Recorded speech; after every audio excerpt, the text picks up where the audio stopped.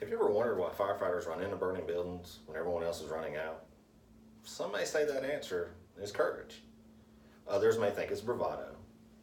Others may think that that's just simply their job. Some may call it crazy. Some may call it stupid. Some may call it heroic. But at the end of the day, the reason firefighters do that is because they're servants. They have a servant's heart. They're there to help and protect their community, some of which they grew up in or now live in. And they do this on a consistent basis, day after day, night after night. Firefighters are trained for high-stress situations. They respond to high-stress calls. Some may be fires. It may be a car wreck with mangled bodies. It could be a shooting or a stabbing, or perhaps one of your loved ones that laid down for the very last time to rest and never woke up. Firefighters also respond to emergencies in which children and pediatrics are injured, need medical attention, sometimes even resuscitation. Firefighters do this day after day and night after night with no end. They're there to be the guardian angels, to protect, to serve, to be the heroes, to provide that calming sense on what could possibly be the worst day of your life. But when the calls end and the firefighter goes home, who's there for the firefighter to call on to help him or her with what they've seen and what they've processed? A lot of times firefighters just hold it in. They have this sense of bravado, that they can handle it, that it's a part of the job. A lot of firefighters are too ashamed to talk to others, so they turn to drugs or alcohol. Sometimes it results in suicide. Firefighter suicide is a real thing. It's the dark secret. My name is Tommy Hatfield. I'm a battalion chief of the Clayton County Fire and Emergency Services. I've been employed there for 15 years. Within those 15 years, I lost 3 brothers to suicide. The first was Paul Oliphant. He was 54 years old. He was a year away from retirement. We're still not sure why Paul decided to take his life. 2 years ago, Sergeant Ricky Bishop took his life. We're still not sure why. He's not with us anymore. And last October, firefighter Trevor Dufresne, who'd only been on the job 6 months, took his life. A CDC report back in 2016 found that 2 to 9% of the civilian population will at least try to attempt suicide once in their lifetime.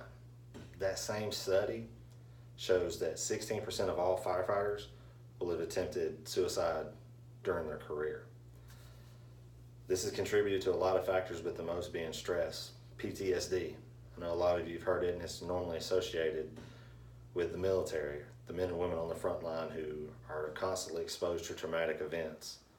And like our men and women, firefighters are also exposed to the same traumatic events, the death and destruction, every day. Like I said, it's what the world has to offer at its worst.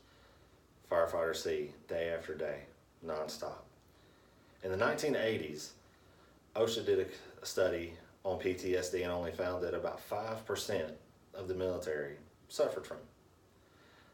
This same study was conducted by OSHA again in 2015 and showed that nearly 37% of all firefighters now suffer from PTSD. So it's not just a military thing anymore. Firefighters are dying at least 3 times more due to suicide than any other related death in the fire department. We call them line of duty deaths, or LODDs. And within a year, about 100 firefighters die to cardiac related events, heart attack being the first. But like I said, a firefighter now, or a fire department now, is 3 times more likely to experience a suicide than any other death within the fire department. So it's a real issue. How do we get through this? We have to talk to each other. We have to look for the warning signs. Firefighters are normally jovial, in-tune people. We have to look when there's the disconnect. We have to look for the attitude changes. We have to be in touch with them. We have to bring the family back. We have to talk to their family. We have to see if things have changed at home. You should be able to notice a difference in their sleeping patterns, their level of anxiety, whether they're easy to anger, whether they're alcohol dependent or drug dependent. All these are red flags that have to be brought up. The 3 guys that we lost, I've never known them to be drug dependent or alcohol. And a lot of times we just thought the stress was due to the call because it was everything we were going through. Could we have saved them? I don't know. Every day I deal with the same thing. I see the same things they've seen, and I'm still not sure why they did that. I know we're all created different, we're all wired different, but at the end of the day, we've seen the same things. I was in the station with those guys, and I still couldn't tell you why they did it. But now, moving forward, we've made it our duty to look after one another and to a deeper level. We have to make sure that we're checking on our people. We have to make sure that we know what's going through their head. We have helplines now. We have a chaplain that comes in, and when we have these big calls, we'll sit down and do a debrief or a hot wash session to where we can kind of get our feelings out. You have to put the bravado and the feelings aside and actually, have real man-to-man, woman-to-woman, grown folk, adult conversations. So, firefighter suicide is a real thing.